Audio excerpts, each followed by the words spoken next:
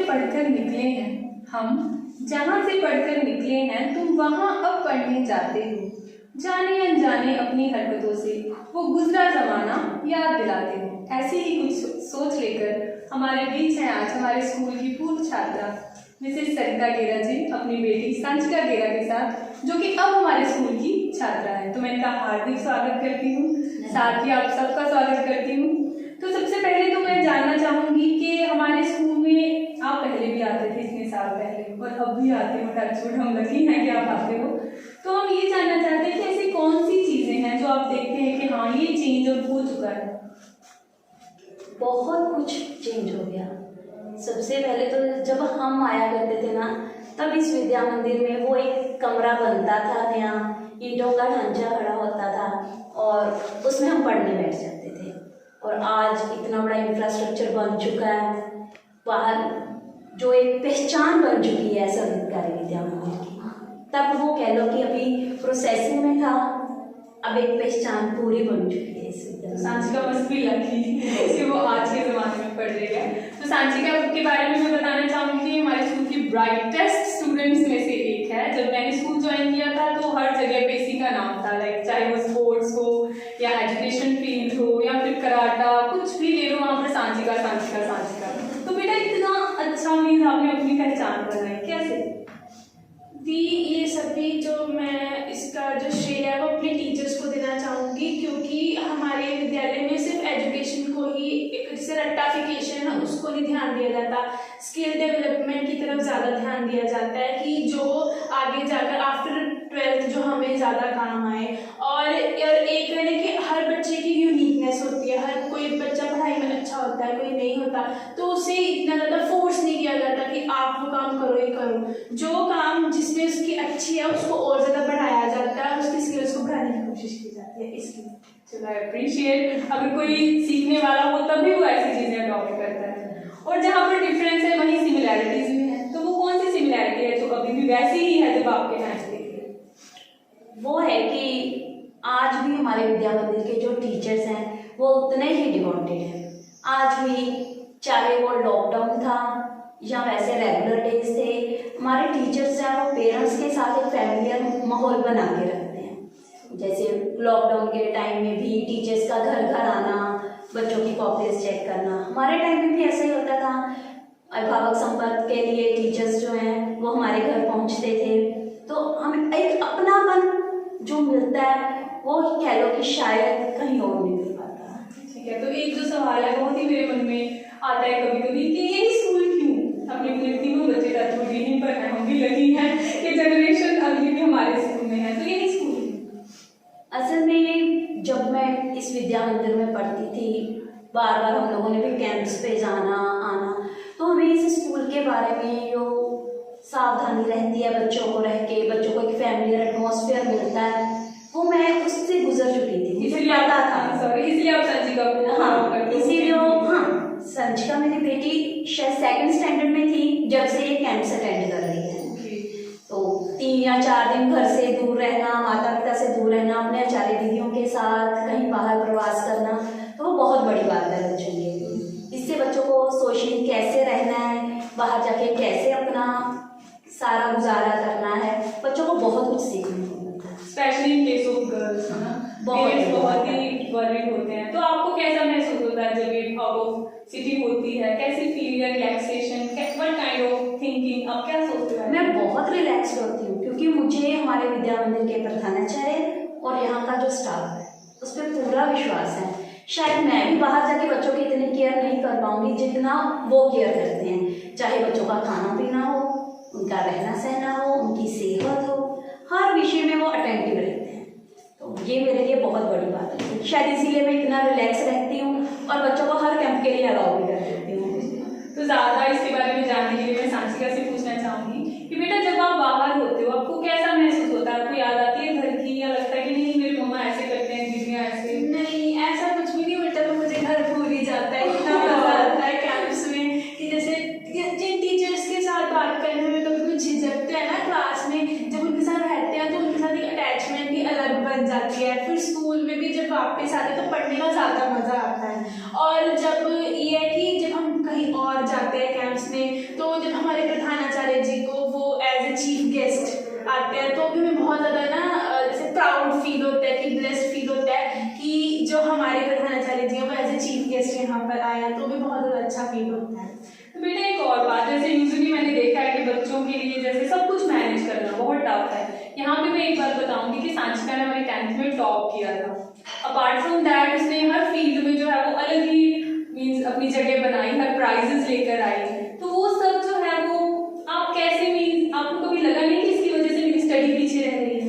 दी last year जब मेरे camps थे, दिसंबर तक मेरे लगातार कैंप्स ही थे हर महीने, तो उसके बाद आगे बोर्ड्स थे, तो मुझे ये थोड़ा फील हुआ था थोड़ा सा कि हो सकता है कि मेरे ना अभी एकेडमिक पोजीशन में, हाँ, तो उस टाइम पे ना मेरे टीचर्स ने और प्रधानाचार्य जी ने मुझे बहुत ज़्यादा मोटिवेट किया।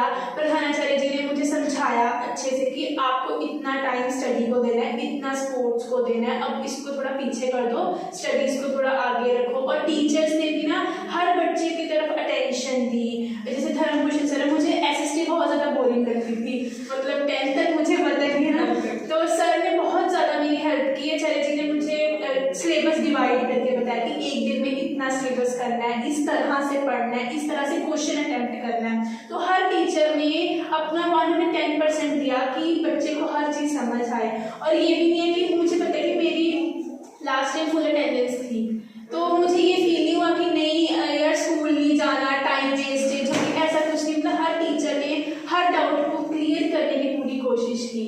मतलब होता है ना लास्ट के लिए टेंशन दिया हर टीचर ने, मतलब हर बच्चे को, ये नहीं कि मेरे को नहीं, हर बच्चे को, अगर वो वीकर है तो उसको पूरा टेंशन दिया, जो थोड़ा अच्छा है तो उसको पूरा तुम टॉप कर सकते हो, ये सारा मोटिवेट बच्चे के अकॉर्डिंग टू स्टूडेंट। हाँ जी, मोटिवेट बहुत किया हमें कि हम आगे कर सकें। ठीक है, तो आप जैसे कि अभी भी इतनी अटेंटिव है, आपने बिजनेस स्टार्ट किया है, घर को भी आप है ना मैनेज करते हैं और मातृ भारती के भी मेंबर हैं, आप कैसे मतलब कैसे आप सब मैनेज करते हैं? आपने कोई स्कूल से ऐसा मूवमेंट जिसने आपको मोटिवेट किया कि हाँ हर फील्ड में जैसे आगे रहना? जब हम स्कूल में पढ़ते थे तो हमें प्रधानाचार्य बोलते थे कि जब आपको कभी थकावट महसूस हो ना कोई एक काम करते हुए, तो उस काम को करने का ढंग बदलो।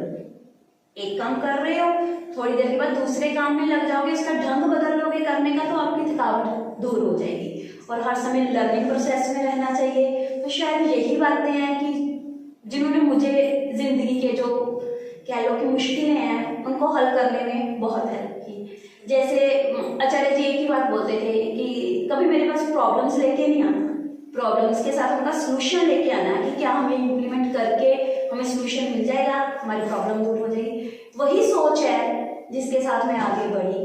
बाकी बिजनेस की बात है तो उसमें कह लो कि इसी सोच के कारण शायद मेरे हस्बैंड इम्प्रेस हुए और उन्होंने मुझे बिजनेस के लिए भी अप्रूवल दी, कह लो, या मेरा साथ बन गया। मैंने तो ये भी सुना कि आपने टीचिंग की है ना किसी स्कूल? हाँ, जब मैंने अब तक आपको टीचर याद करते हैं? जब मैंने ग्रेजुएशन कर ली थी तो फ्री थी, ऐसे ही एक बार स्कूल में आई मिलने आचार्य जी से, तो सर ने बोला भी फ्री हो तो टाइम को वेस्ट नहीं करना चाहिए, आप टीचिंग में ट्राई करो। मैंने स्कूल आना शुरू कर दिया, फिर मैंने 3 साल तक यहीं पे टीचिंग की। तो तब भी मुझे बहुत कुछ सीखने को मिला, कैसे मैनेज होता है। जब हम स्टूडेंट होते हैं ना, हमें ये नहीं पता चलता कि हमारे टीचर्स और हमारे प्रधानाचार्य कैसे हम लोगों के लिए वर्कआउट सारा करते हैं। जब मैं टीचिंग लाइन में आई तो पता चला है कि हमारे टीचर्स कैसे कैसे अपना एडजस्टमेंट करते हैं कि हम लोगों को टाइम मिल सके। शायद यही बातें हैं कि चलते रहना, कि हर समय सीखते रहो, आगे आगे चलते रहो, तो मैं इस जगह पे पहुंच पाऊंगी। तो आपकी कोई फेवरेट टीचर जो अब तक आपको याद हो? मुझे हमें ना इंग्लिश पढ़ाया करते थे रजनी मित्तल दीदी। तो उनका पढ़ाने का ढंग इतना अच्छा था कि उन्होंने हमारे साथ बातें करते रहना, सुबह से शाम हो जानी, हमने वहाँ आम के पेड़ के नीचे बैठ जाना, और यहाँ तक कि उन्होंने टेंस भी याद करवाने, तो बातें करते करते हमें, तो वो अलग सा एक एटमॉस्फेयर होता था। तब कोई ट्यूशन नहीं, कोई कुछ नहीं, सारा दिन स्कूल में रहना, दीदियों से बातचीत करते करते सारा कुछ सीख लेना। रजनी मित्तल दीदी ने हमें बहुत कुछ सिखाया है। तो अब चलो आते हैं हम एलिमनी मीट पे। आप दोनों को मैंने देखा, बहुत ही अटेंटिव थे, एक दूसरे की जैसे शैडो आपकी है ना, हर चीज में आगे। तो आप तो चलो वहाँ थे ही, ऐसा आप तो मिलते रहते हो। बेटा आपको कैसा लगा एलिमनी मीट देखकर? एलुमनी मीट देख के मुझे महाविद्यालय में, और मुझे ये था कि थोड़े सालों बाद मैं भी ऐसे ही आऊँगी एलुमनी मीट करने। मैं अपने फ्रेंड्स को बोल रही थी कि ना सभी टच में रहना, हम सभी भी ऐसे आएंगे। जैसे मैं सोच रही थी कि हमारे स्कूल वाले ऐसा क्यों नहीं करते हैं, मुझे तो खुद एनवी हो रहा है। तो मैं बहुत ज़्यादा थी। और एक ये बात थी कि कुछ अंकल आंटी है जिन्हें हम वैसे जानते हैं पर कभी बातचीत नहीं की, तो अब पता चला अच्छा ये भी हमारे विद्यालय में पढ़े हैं, इन्हें भी हमारे बारे में पता है। जैसे सभी भोजन मंत्र के बारे में बता रहे थे, प्रार्थना के बारे में, तो मुझे था कि अच्छा ये हमारे विद्यालय में पढ़े हैं, क्योंकि ऐसे तो कोई बात नहीं होती थी उनसे। तो अब यही कनेक्शन बन गया कि हमारे विद्यालय में पढ़े हैं। तो एक और मेरी रिक्वेस्ट है, आपकी आवाज़ बहुत अच्छी है, सभी जानते हैं, तो ज़रूर मैं एक गाना सुनना चाहूँगी। ये जो गाना है ये मैंने विद्यालय में ही सीखा था, और ये है कि एक देशभक्ति से रिलेटेड गाना, और ये मेरी मम्मा को बहुत ज़्यादा पसंद है। क्योंकि मम्मा बोलते हैं कि ये गाना मतलब उनका फेवरेट, अगर मैं गाऊँ तो मैं वही उसी की थोड़ी सी पंक्तियाँ गाऊँगी। जागते रहना हो, जागते रहना, जागते रहना हो, जागते रहना, जागते रहना वीर जवानों, ए धरती अवतारा दी, चोट न लग जाए माता दे सीने ते गद्दारा दी। जागते रहना हो, जागते रहना, पूछे लगदी नगरी प्यारी, प्यारा ननकाना, पूछे क्यों नानक गोविंद दे जाए, भारतवासी उसे कटी फटी कश्मीर दी घाटी, पूछे पहरेदारा माता दे सिर ते चले आए, क्यों जुल्मा दा आरा।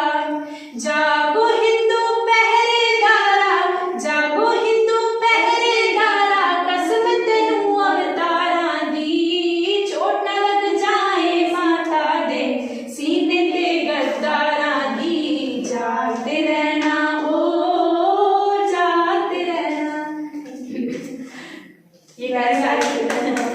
ये एक ऐसा गीत है जो जब हम विद्या मंदिर में आते थे ना, तो सुबह सुबह एक जो कैसेट लगती थी ना, तो उसमें ये सारे देशभक्ति के गीत चला करते थे। तो वो शायद उसी टाइम से ये गीत मुझे याद है, और ऐसा बस गया है हमारे अंदर कि लगता है कि नहीं, ये हमारी जिंदगी की बहुत बड़ी सच्चाई होता है। बेटा बहुत अच्छी आवाज़ है आपकी। और मैं ये पूछना चाहूँगी कि आपने जो भी विद्या भारती से सीखा, आपने मीन्स कैसे उसको लेकर मैनेज किया आगे? जैसे हमें 2 बातों पे सबसे ज़्यादा जोर दिया जाता है। फर्स्टली कि हमें निरंतर सीखना है। जैसे थोड़े दिन पहले यहाँ पे जो उत्तर क्षेत्र के जितने अधिकारी थे उनका भी एक कैंप लगा। मीन्स हमारे विद्या जो भारती है उसमें यही माना जाता है कि हम लगातार जिंदगी में सीखते रहते हैं, हमें स्टॉप नहीं करना, ठीक है ना। तो ये नहीं कि हमने सीख लिया और नहीं, उसको बार बार आगे से आगे सीखना है। तो शायद जिंदगी की यही एक कड़ी थी जिसने मुझे ये सिखा दिया कि मुझे रुकना नहीं, कुछ ना कुछ आगे सीखते चले जाओ। तो इसी के साथ ही शायद सीखने के इसी दौर में मैं धीरे धीरे करके अपने हस्बैंड के बिजनेस में भी इन्वॉल्व हो गई। लगातार चलता रहा वही सीखने का दौर। तो उसी के साथ एक हमें बोला जाता है कि जो हमारे प्रॉब्लम है, हमने प्रॉब्लम पे फोकस नहीं करना, हमने उस प्रॉब्लम के सॉल्यूशन पे फोकस करना। तो शायद जिंदगी में अपनी लाइफ में एडजस्ट होने का मेन यही रीज़न रहा कि ठीक है, हमने प्रॉब्लम हर किसी की ज़िंदगी में आती है, प्रॉब्लम को फोकस करके नहीं, हमने उनके सॉल्यूशंस को फोकस किया ताकि हम उस प्रॉब्लम से कैसे बाहर निकल पाएँ और सक्सेसफुल रह पाएँ। आप कितना एग्री करते हो इस बात से? इस बात से मैं पूरी तरह एग्री करती हूँ, क्योंकि मैंने देखा है कि मम्मा कैसे एडजस्टमेंट करते हैं, और मैं भी कोई प्रॉब्लम लेके जाती हूँ ना मम्मा को, तो मुझे भी यही आगे से ऐसा मिलता है, मेरे पास प्रॉब्लम भी, मेरे पास सोल्यूशन लेकर आओ। तो इस बात पे मुझे भी पूरा होता है कि मेरे दिमाग में यही बात रहती है कि नहीं, कोई बात नहीं, प्रॉब्लम आगे सोल्यूशन ढूंढते हैं, 1 दिन 2 दिन मिल जाएगा सोल्यूशन। तो मैं भी इसी बात को लेकर चलती हूँ। तो बेटा जब आप कैंप पे जाते हो, वहाँ पे कभी जैसे कभी कभी है ना प्रधानाचार्य जी तो छात्र आते रहते हैं, मुख्यमंत्री जैसे, तो जब वो आते हैं आपको कैसा महसूस होता है? मुझे बहुत ज़्यादा पहले प्राउड फील होता है कि हमारे प्रधानाचार्य जी जो है वो एज ए चीफ गेस्ट आए हैं, क्योंकि एक प्रधानाचार्य जी के साथ एक अपनी अटैचमेंट है हम सभी की। तो जब उन्हें जाके इतना सम्मानित किया जाता है, तो हमें इतना प्राउड होता है कि ये हमारे विद्यालय के हमारे प्रधानाचार्य जी हैं। तो ये चीज़ बहुत ज़्यादा इफेक्ट करती है और हमें बहुत अच्छा फील होता है कि हमारे मतलब जो एक स्कूल का हमारा नाम है पूरे इंडिया में, कि जाना पहचान है, एक अलग पहचान है, तो वो चीज़ हमें बहुत ज़्यादा इफेक्ट करती है। तो टीचर्स जो आप कभी कभी रिलेट करते हो टीचर्स को पेरेंट्स के साथ, तो कौन कौन सी चीजें लगती है कि हाँ ये पेरेंट्स भी हमारे ऐसा ख्याल रखते हैं और टीचर भी हमारे साथ ऐसा करते हैं? जैसे हमारी एक तो हर प्रॉब्लम को सुनना और उसके सॉल्यूशन को निकालना। कभी कभी ऐसा नहीं होता है कि हमारे टीचर्स के साथ हमारा एक ऐसा बॉन्ड है कि हम उनके साथ पर्सनल जो प्रॉब्लम्स हैं वो भी शेयर कर देते हैं, इतना अच्छा बॉन्ड है। अपार्ट फ्रॉम स्टडीज, जो भी हमारे कोई पर्सनल इशू हो या हमें कोई प्रॉब्लम आ रही है, तो हमारे टीचर्स के साथ हमारा इतना अच्छा बॉन्ड है कि हम उनसे वो भी सॉल्यूशन ले लेते हैं कि आप बताओ कि हमें क्या करना चाहिए और क्या नहीं। और ये है कि जैसे पेरेंट्स के साथ हम हर बात खुल के कर लेते हैं। अगर हमें पेरेंट्स में भी कभी कभी होता है कि मम्मा नहीं ये आपका मुझे ठीक नहीं लगा, या है ना कि मुझे लगता है ये सही है, तो टीचर से भी हम ऐसे खुल हाँ कोई हेजिटेशन की बात नहीं रहती। और जैसे पेरेंट्स पूरे डिवोटेड रहते हैं अपने बच्चे को लेकर, पूरी टेंशन होती है उन्हें, और उन्हें होता है कि मैं अपने बच्चे के लिए सब कुछ करूं। वैसे ही हमारे जो आचार्य दीदी हैं कि वो अपना 110% देते हैं कि हमारे बच्चे के डाउट्स क्लियर हो जाएं, वो स्टडी में अच्छे रहे। कोई भी चीज़ हमने पूछी है वो पूरे डिवोटेड रहते हैं कि हमारा जो सोल्यूशन है वो उनको पूरी तरह दे पाए। तो लास्ट में मैं आपसे पूछना चाहूंगी कोई मैसेज जो हमारे स्टाफ को एज वेल एज स्टूडेंट्स को आप देना चाहते हैं? मैं यही कहूँगी कि जो हमें इस विद्या मंदिर से मिला, जैसे जो हमारे आचार्य दीदी हैं, आचार्य दीदी इनको इसलिए बोला जाता है कि ये अपने आचरण से सिखाते हैं। तो वही डिवोशन और वही जो हर समय सीखने की एक ललक बनी रहती है, तो वो जरूर बनी रहनी चाहिए। तो जब बच्चे आते हैं यहाँ पे या हमारे जो दूसरे स्टूडेंट्स हैं वो दूसरे आते हैं, तो ये एक अलग सी बात सब में नजर आती है। अपने आचरण से सिखाना बहुत बड़ी बात है। तो ये तो मैं तो यही कहूँगी कि जो भी आए उनको यहाँ पे सीखने का बहुत बड़ा मौका मिलता है, सीखने की ललक रखनी पड़ेगी। आई होप कि हर पेरेंट्स जो है वो इतना ही कोऑपरेट करें स्कूल को, क्योंकि सिर्फ टीचर अकेला कुछ इतना नहीं कर सकता अगर पेरेंट्स की साथ में सहमति ना हो। तो हम लकी हैं कि आपके बच्चे हमारे स्कूल में हैं और हमारे स्कूल का नाम जो है वो रोशन कर रहे हैं। तो इसी के साथ मैं आपको बहुत बहुत धन्यवाद करती हूँ कि आप यहाँ पर आए और हमने अपने दिल की बातें जो है दूसरे के साथ खट्टे मीठे पल जो है वो दोबारा से याद किए। Thank you so much.